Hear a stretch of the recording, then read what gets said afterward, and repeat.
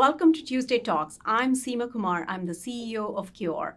Today we have with us one of the leaders in the AI discovery field, Alex Zavrankov, the CEO of In Silico Medicine, a Cure resident company.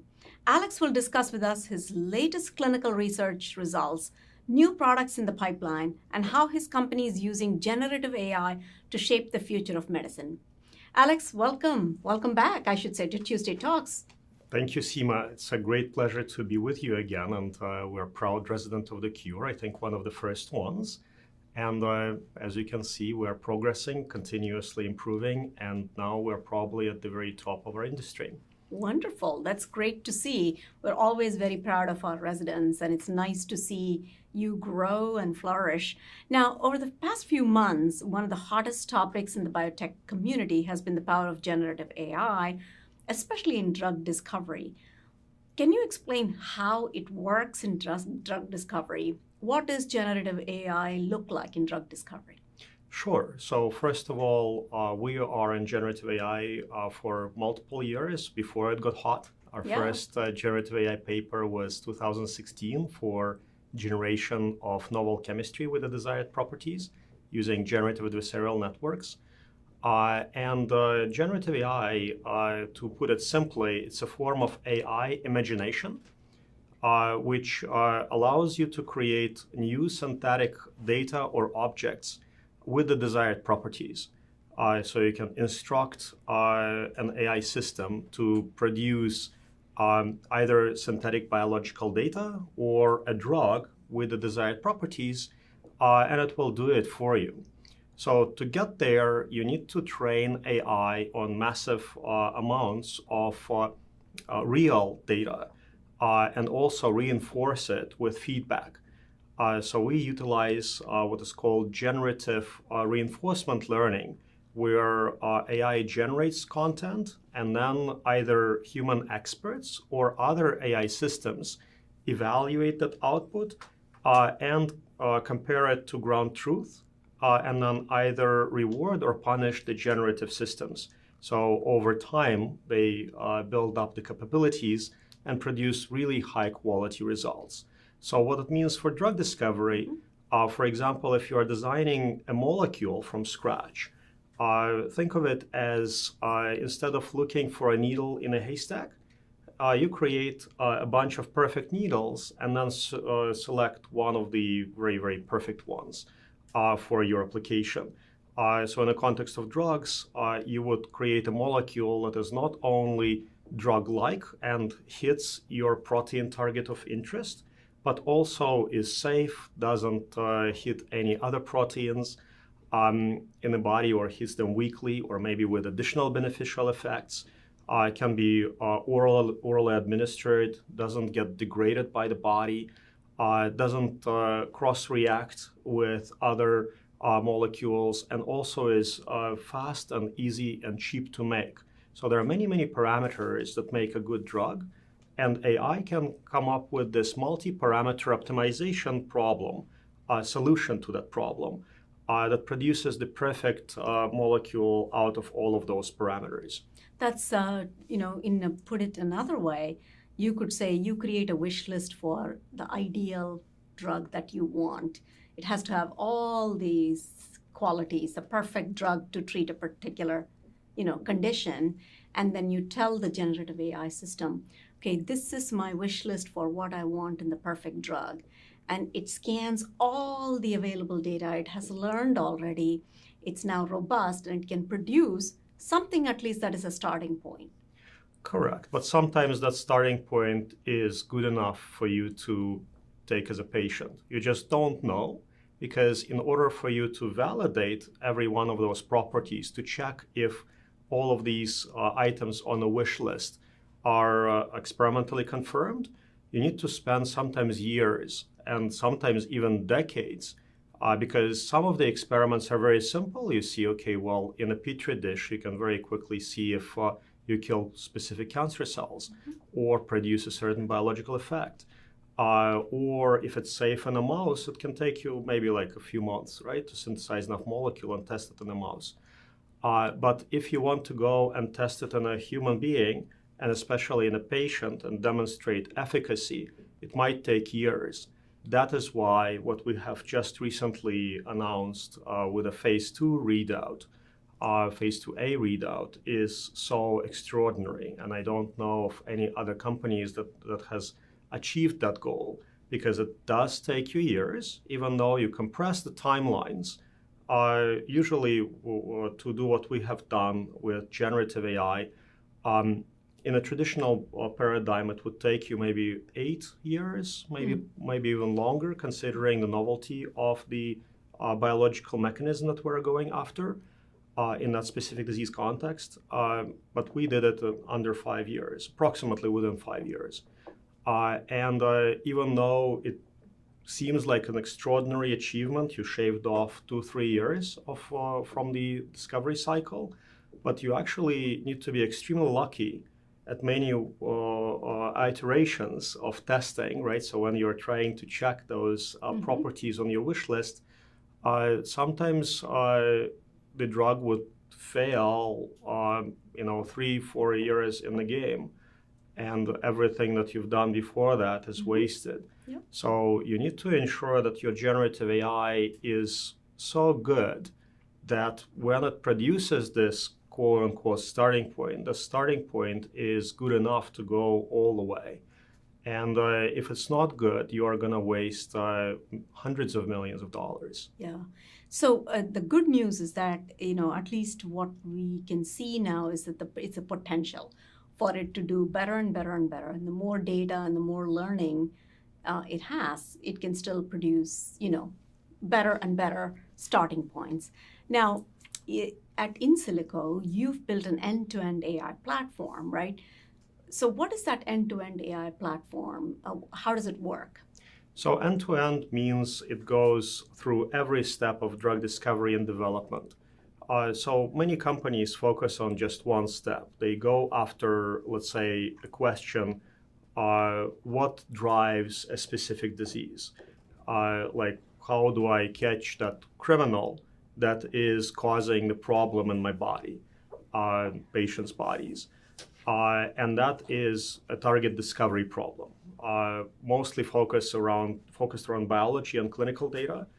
And it's a very sophisticated area where you need to have extreme expertise to pick the right target. You pick the wrong target, 10 years later, you realize that you were wrong and you've spent all this money and time. Then there is a chemistry problem. So if you're trying to catch this criminal with a small molecule or an antibody, but in our case, we're doing it with small molecules, which is actually more difficult, in my opinion. You need to design the perfect drug, and that's a chemistry problem, and that's a huge area by itself. And then once you come up with this protein target small molecule pair, you also need to see where, in which patient population, this pair is more likely to work, who is more likely to respond to this treatment and maximally benefit. So that's another clinical side of AI. So we have 3 types of AI: biology 42, chemistry 42, and medicine 42. Now we also have the 4th one, which is science 42, that does much more than just drug discovery. It can understand basic science and help you even with climate change. But going through all of those 3 areas with one generative system, when we just started the company, it was considered to be an impossible task. So I think we're either the first one or one of the first few who decided to actually go end-to-end, and we even coined some of the industry terms, maybe including end-to-end AI-powered drug discovery. Because you're trying to formulate the shortest path from the disease to the time you treat the patient.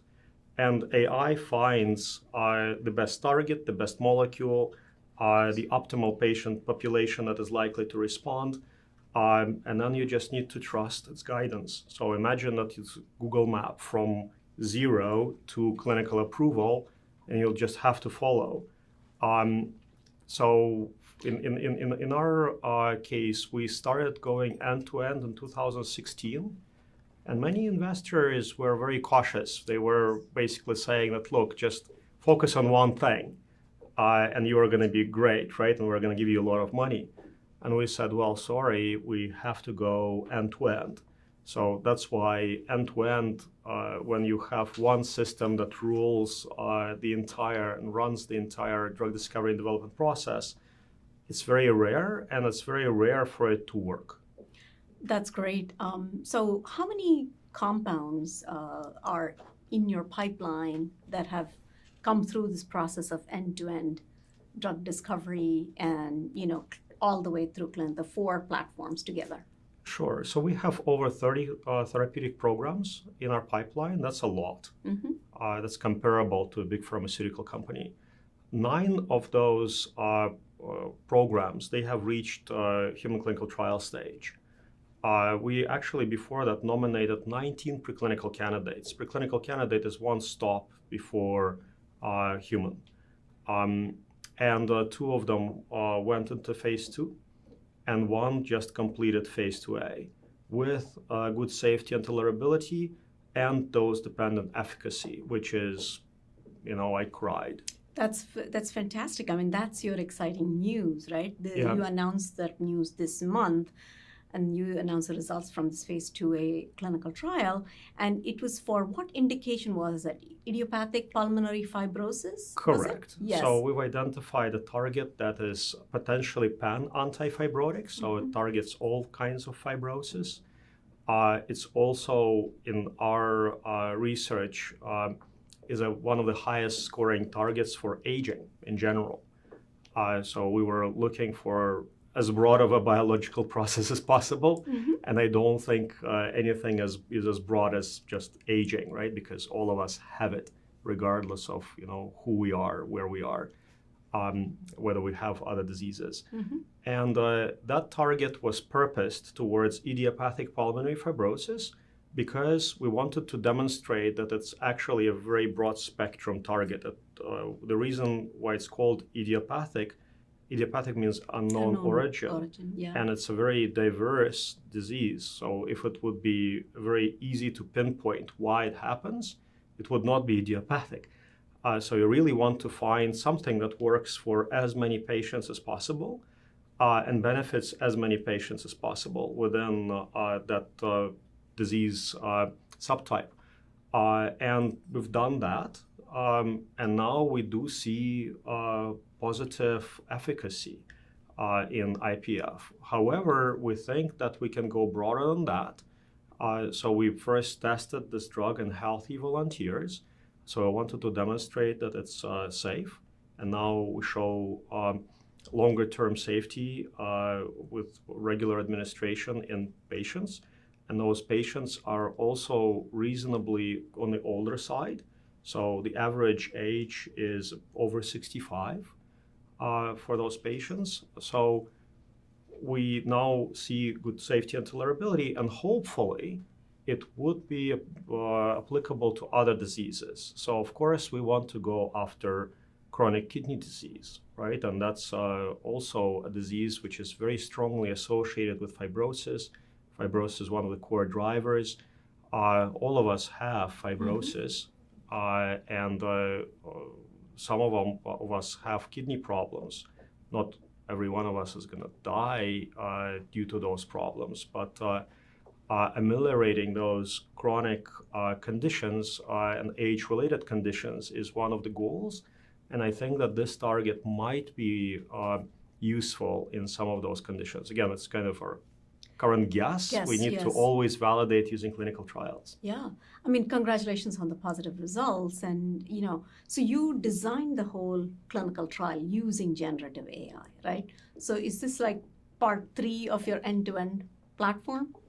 So generative AI was utilized for predicting the success of this clinical trial. So the design is actually also involved human intelligence, and a lot of people worked on how to properly run the study. Because once AI allows you to go from 0 to 100 very quickly, but then you move with the speed of traffic. So you have to work with the regulators. You need to ensure that. And I think actually that's a good thing because, people are still not used to a completely without any human intervention, something entering the human body. We're not yet comfortable with it, it seems like, as a society. So it's nice to know that you get to a early starting point very quickly, so that gives you a leg up in terms of timing, but then the human intelligence comes in and helps to validate and verify. And the regulatory bodies step in Yes.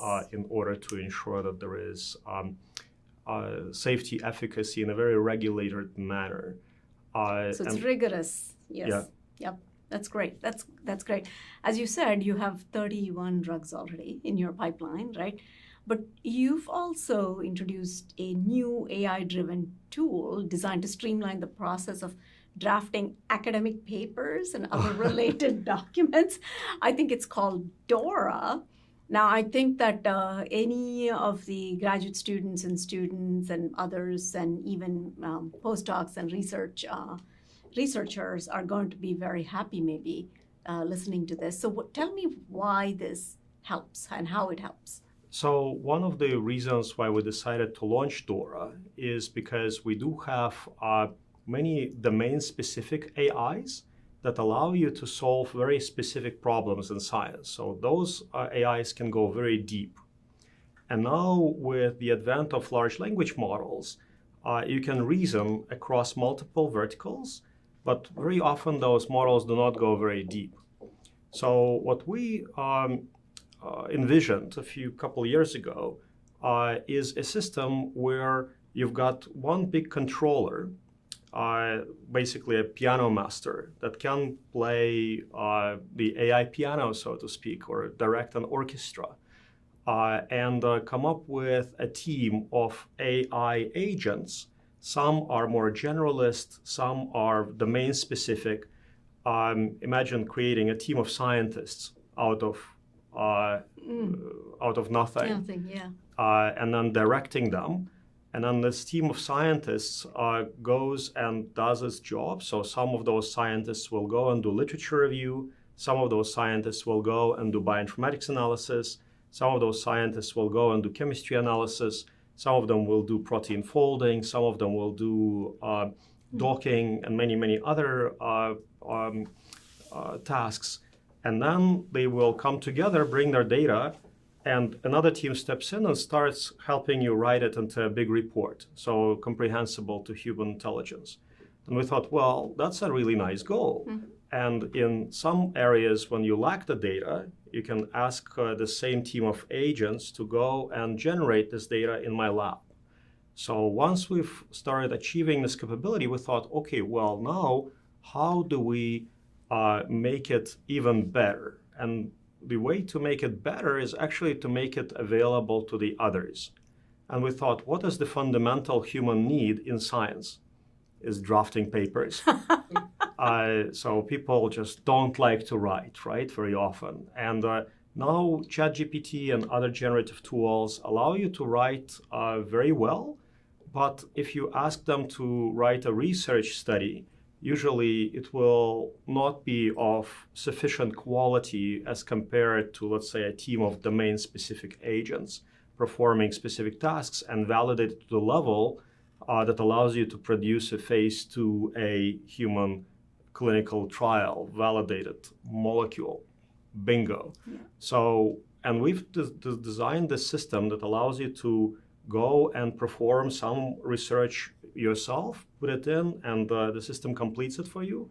You can write a review, you can write a press release, you can write a really original study right now about, for example, how implicated a specific gene is in a specific disease.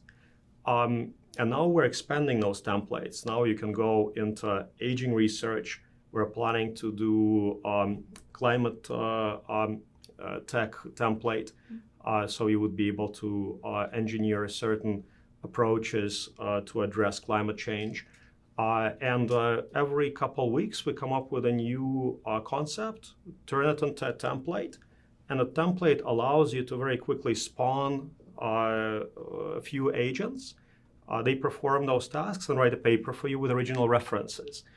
And in order for us to make it perfect, we need feedback, right? So we ask people to like or dislike the output.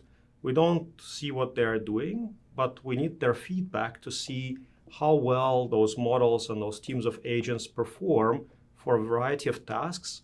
And we use this feedback to reinforce the platform. So we think that these teams of agents will be better trained the more you use them. Yeah. And what does DORA stand for?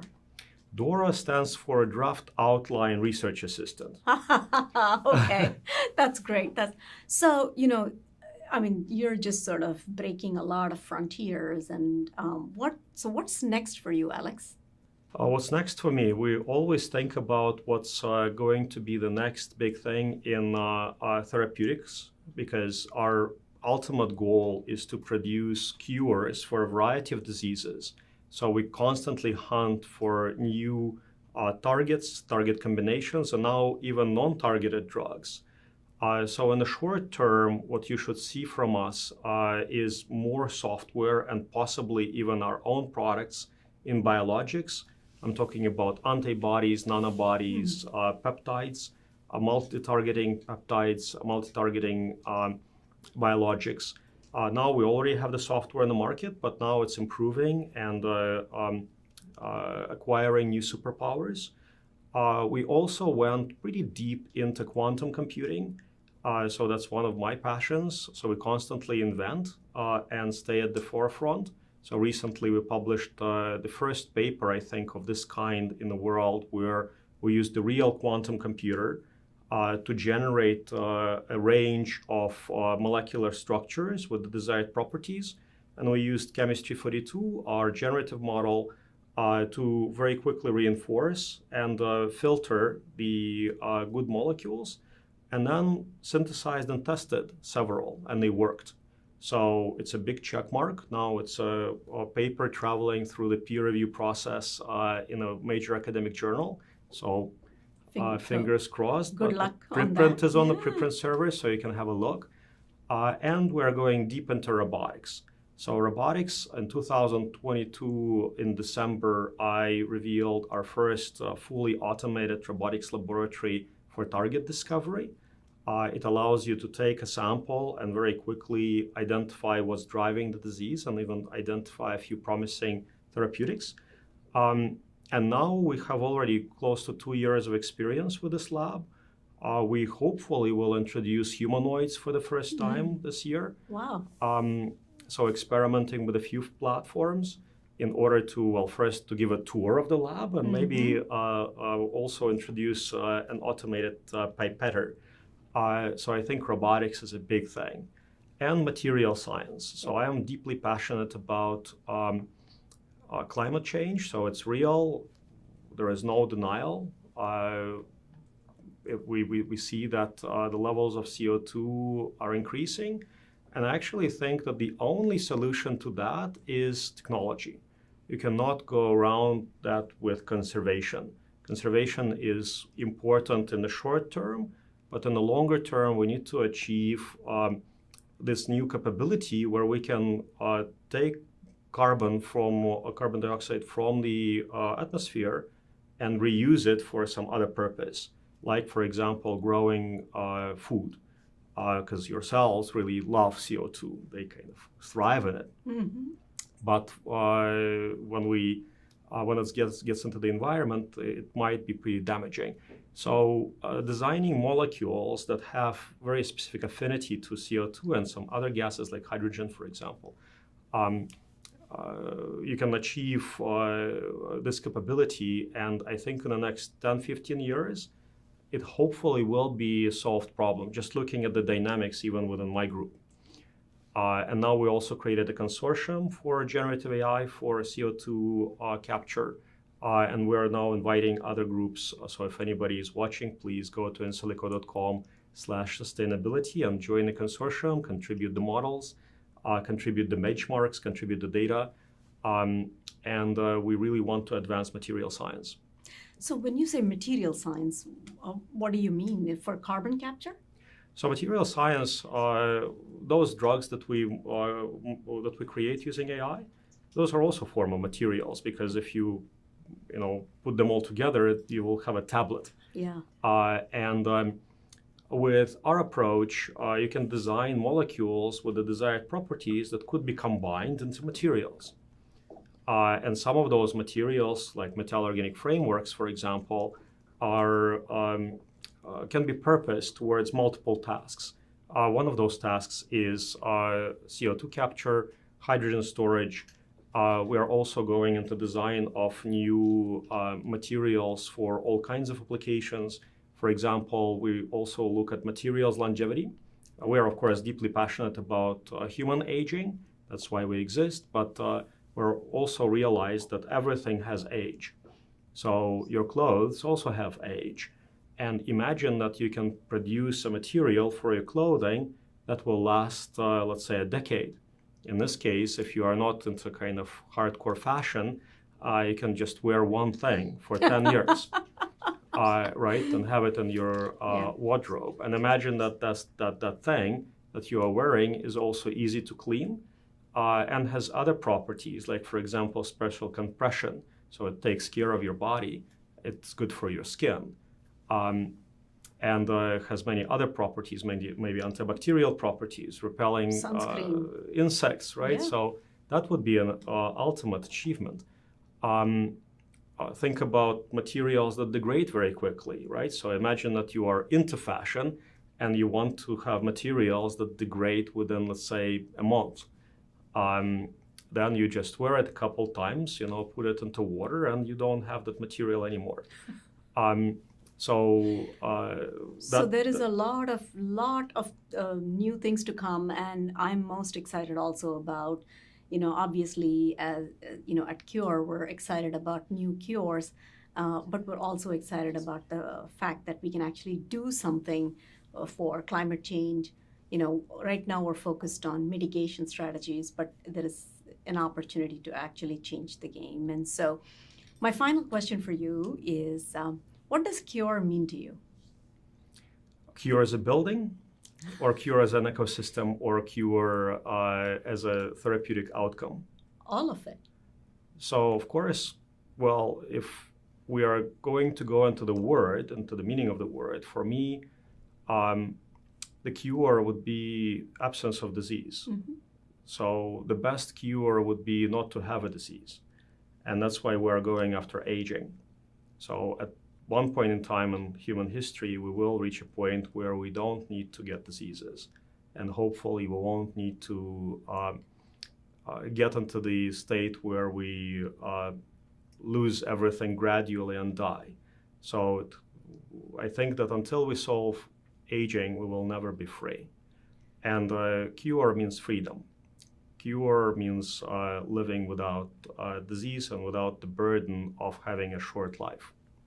And what does cure mean to you, the building? What does cure mean to you? So cure means a great ecosystem which allows you to do more with less effort. And in biotechnology, you actually can achieve greatness with very few people. So what we realized is that some of the most valuable companies in biotech, they have very few people. So there are companies with $10 billion market cap and only 30 people. What you really need is a great ecosystem. And of course, you need to be lucky, and you need to be able to be highly intelligent to pick the right target, the right drug, take it to the right stage, and be able to attract capital. So the Cure ecosystem allows you to get all that. So if you have passion, if you have the right direction, the right vector, and hopefully you're intelligent enough, you will be able to achieve great goals with much less effort. Many entrepreneurs are interested in starting a company, especially those based in academia. If you had to define it as 5 steps or 6 steps that you need to make sure you take as you go into the entrepreneurial journey, what would they be? Well, the first step, I think, is getting a product.